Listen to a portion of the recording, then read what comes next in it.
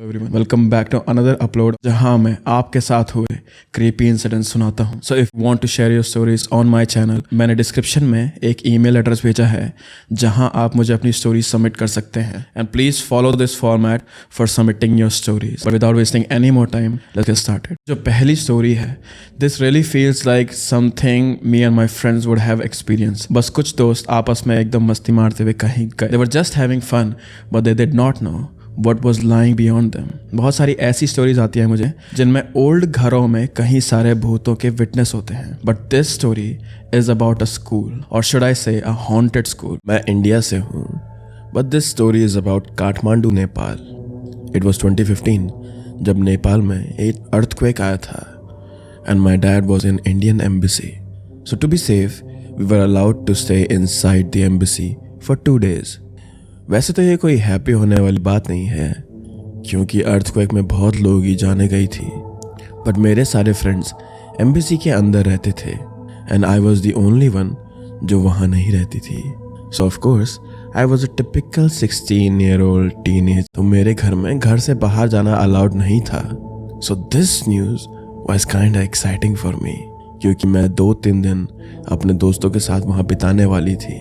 मैं वहाँ बस 2 दिन के लिए ही थी, तो मेरे दिमाग में ये था कि जो भी करना है यही समय है मेरे पास, क्योंकि 1 मंथ बाद हम लोग वापस इंडिया आने वाले थे, जिसकी वजह से मैं दोबारा किसी से नहीं मिल पाती। दिन भर हम सारे फ्रेंड्स साथ में घूमते रहते थे। हम सभी को कैंपिंग टेंट्स मिले थे so that we could sleep in it अगर दोबारा अर्थक्वेक आया तो। पर हम सभी बच्चे शाम को वहाँ से एस्केप कर लेते थे। दिन भर खेलते कूदते और शाम को मम्मी पापा के पास वापस आ जाते। पर हमारी सारी फैमिलीज रात भर उठ के बातें करती थी, तो उन सभी को बातें करता हुआ देखकर हमने ये डिसाइड करा कि हम सब फ्रेंड्स एक टेंट में बैठ जाते हैं। हम सब साथ में बैठे थे, गेम्स खेल रहे थे, बातें कर रहे थे। You know we were having fun. Then अचानक मनीष ने कहा, रात हो रही है, कौन कौन स्कूल चलना चाहेगा। एवरीबडी एग्रीड एक्सेप्ट पारुल, क्योंकि रात काफी ज्यादा हो रही थी। मुझे टाइम अच्छे से याद नहीं है but it was around midnight. तो सब पारुल को बोलने लगे कि हमेशा थोड़ी ऐसे रात में हम लोग साथ में होते हैं, कुछ नहीं होगा, चल ले। तो इन नो टाइम पारुल भी हमारे साथ चलने के लिए तैयार हो गई। हम सब स्कूल के बच्चे गेट पर पहुंचे। गेट बंद था पर हमारे स्कूल का गेट बहुत छोटी हाइट का था, तो हम सभी बच्चे गेट से जंप करके अंदर स्कूल में चले गए। हम सभी ने सोचा वहां पहुंच गए। हमें कुछ खास करने के लिए नहीं मिला था, हम बस ऐसे ही स्कूल में यहाँ वहां घूमने आए थे। हम सब कोर्ट में गए and court was obviously empty at that time, और कुछ खास करने के लिए भी वहां पर ज्यादा नहीं था। तो हमने कोर्ट से आगे एक मिट्टी का ढेला देखा, और पता नहीं क्यों हमारे बच्चों के दिमाग में ये आया कि हम इस ढेले के ऊपर चढ़कर यहाँ से नीचे उतरते हैं। तो हम लोग कोर्ट से आगे बढ़े, इस मिट्टी के ढेले से नीचे उतरने लगे, और फिर नीचे उतरते हुए हम काफी आगे बढ़ चुके थे। जब हम थोड़ा आगे पहुंच गए थे तो मैंने कोर्ट की तरफ वापस मुड़ के देखा, तो मुझे ये दिखा कि कोर्ट के बीच में एक पेड़ है। ये पेड़ आधा कटा हुआ था और इस पेड़ को अभी कोई बीच से काट रहा था। मुझे लगा कि शायद से कोई स्कूल का वर्कर होगा जो रात में यहाँ काम करने आया है, बट देन आई रियलाइज्ड कि कोर्ट के बीच में तो कभी कोई पेड़ था ही नहीं, और ये अचानक से कोई आदमी यहाँ कैसे आया है। Let's say I was hallucinating, पर मेरे अलावा 2 और मेरे फ्रेंड्स ने ये सेम चीज देखी थी। उसने वाइट कपड़े पहने थे और उसके लंबे बाल थे।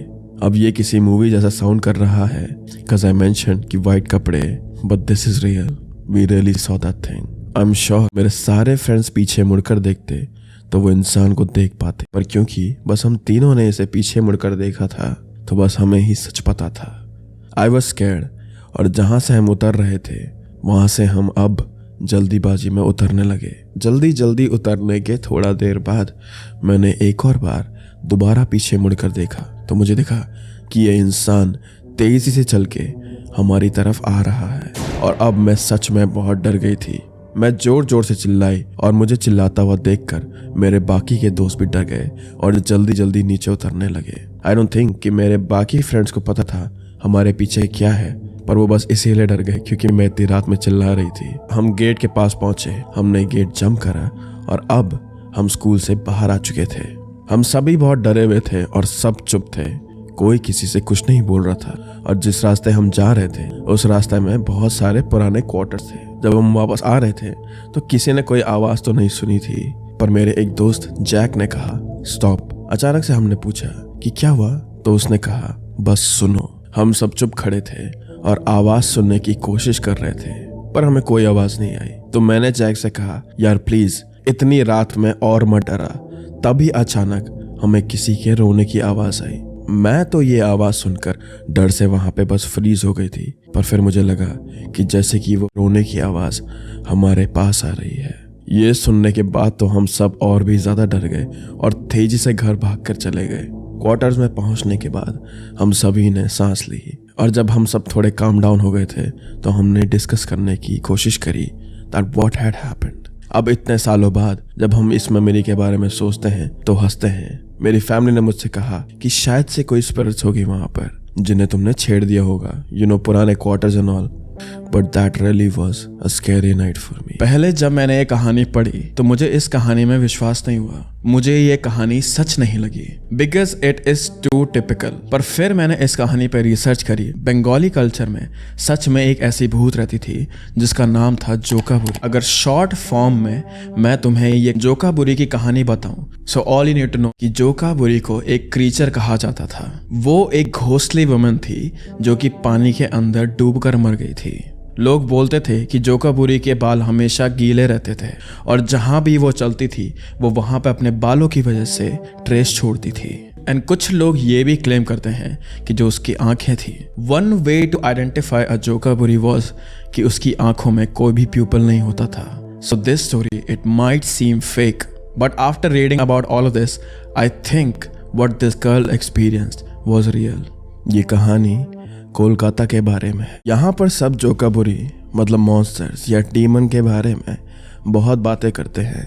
इसके बारे में ज़्यादा कुछ इन्फॉर्मेशन तो नहीं है, पर लोग कहते हैं कि ये हेल्पफुल होते थे, सबकी हेल्प करने वाले पर अंदर ही अंदर लोग इनसे डरते थे। हालांकि पुराने टाइम में ये डीमंस सबको सामान देते थे और रोड भी साफ कर देते थे। आई नो कि ये फिक्शनल लग रहा है, पर ऐसा कुछ नहीं है। ये डीमन पौंड में रहती थी और कोलकाता में अभी भी यही मानते हैं लोग कि कुछ कुछ डीमंस अभी भी पौंड में रहते हैं। जब मुझे डिटेल में अपने एरिया में पहली हुई चीज़ों के बारे में पता चला तो मुझे भी इन सारी बातों पर यकीन करना पड़ा। हमारे एरिया में फिशिंग करने के लिए बहुत सारे पॉन्ड्स हैं और बहुत साल पहले उस एरिया में ज़मीन में कुछ प्रॉब्लम चल रही थी, तो खेती बाड़ी के लिए और रोज़मर्रा की ज़िंदगी के लिए भी लोगों ने पॉन्ड से पानी निकालने की कोशिश करी, पर काफ़ी कोशिशों के बाद भी पानी का लेवल पहले जितना ही था। कहते हैं कि जब जोकाबुरी पॉन्ड के अंदर होती है तब कोई भी कितनी भी कोशिश क्यों ना कर ले, पॉन्ड का पानी कभी भी कम नहीं हो सकता जब तक वो वहाँ से चली ना जाए। पानी की ज़रूरत तो सबको होती है और बहुत टाइम पहले ये पानी हमारे एरिया के तालाब से पॉन्ड से सूख रहा था, तो बहुत सारे लोगों ने पूजा करने की सोची और यहीं से स्टार्ट हुई ये सारी कहानी। जो ओनर होते थे उन्हें जमींदार बोलते थे। तो एक जमींदार ने एक रैंडम बच्ची को किडनैप करा। वो उसका ख्याल रखता था, उस बच्ची को नए कपड़े दिलाता था, उसे खाना खिलाता था, उसे बाहर घूमने भी ले जाता था। लेकिन कुछ दिन बाद पॉन्ड के लिए इस जमींदार ने एक पूजा रखी और एक पंडित को बुलाया। इस पंडित ने पहले भी यहाँ के वेलफेयर के लिए, अच्छी फसल के लिए और ज़्यादा बारिश होने के लिए पूजा करी थी, तो वो वहाँ आ गया। इस जमींदार ने अपने पॉन्ड के पास पूजा शुरू करवाई, जहाँ उसने खुद को, इस पंडित को और इस बच्ची को बिठवाया। पहले तो इस बच्ची के बगल में मोहर गोल्ड कॉइन्स रखे और उसके बाद पूजा की बाकी प्रक्रिया शुरू हुई। पूजा अगले दिन सनराइज तक चली थी और पूजा खत्म होते ही इस छोटी बच्ची को पॉन्ड के बीच में बैठाया गया। उसके बाद जमींदार और ये पंडित अपने घर वापस चले गए। कुछ दिन बीते और फिर जमींदार ने देखा कि पॉन्ड का पानी पूरा ऊपर लेवल तक आ चुका था, पर जो बच्ची थी वो पानी के अंदर डूब चुकी थी। और उसके बाद से ही ये बच्ची डीमन में कन्वर्ट हो गई, जिसे हम आज जोकाबुरी कहते हैं। अब मैं थोड़ा अपनी फैमिली की कहानी सुनाना चाहती हूँ। पहले जब मेरे मॉम न्यूली मैरिड थे तो मेरे डैड इसी जगह एक कंपनी में काम करते थे और कभी कभी ज्यादा काम होने की वजह से वो घर काफी लेट आते थे।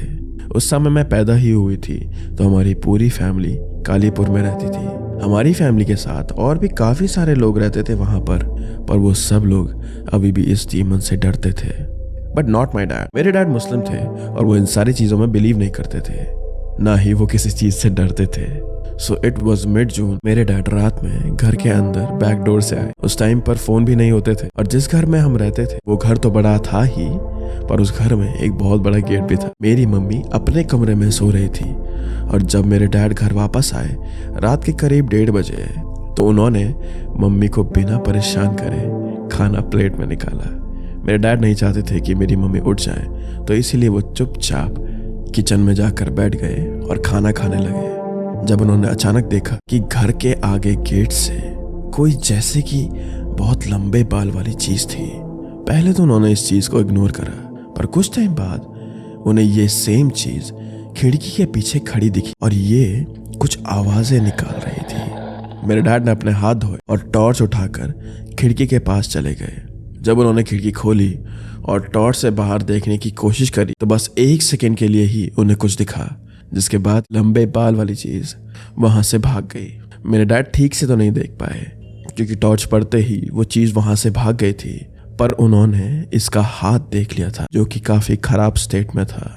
ये चीज भागकर हमारे गेट की तरफ गई, तो मेरे डैड भी भागकर उस चीज का पीछा करने लगे। उन्होंने हाथ में एक डंडा उठाया और गेट की तरफ देखा, तो उन्हें दिखा कि जो भी ये चीज थी या जो भी ये इंसान था, उसके बाल हमारे गेट पर अटक चुके थे। मेरे डैड गए वहां पर तब तक वो चीज वहां से गायब हो चुकी थी। पर फिर मेरे डैड ने नोटिस करा कि हमारे गेट पर उस चीज के बाल अटके हुए थे, और जैसे ही मेरे डैड ने इन बाल को गेट से हटाने की सोची, उन्हें हमारे घर के पास वाले पॉन्ड से कुछ बहुत जोर से गिरने की आवाज आई। कहते हैं कि जो कबूरी रात में घूमती है वो उन घरों में जाती है जहां या तो नई नई शादी हुई हो या फिर नए नए बच्चे पैदा हुए हों। और जैसा कि मैंने कहा कि मैं उस टाइम पर ही पैदा हुई थी और उस समय हमारे घर के पास में एक आंटी का बच्चा भी हुआ था। मेरे डैड ने इस चीज़ को लॉजिकली समझने की बहुत कोशिश करी, पर वो कुछ फिगर आउट नहीं कर पाए। उस समय के बाद से मेरे डैड कभी भी उस पॉन्ड की तरफ नहीं देखते हैं।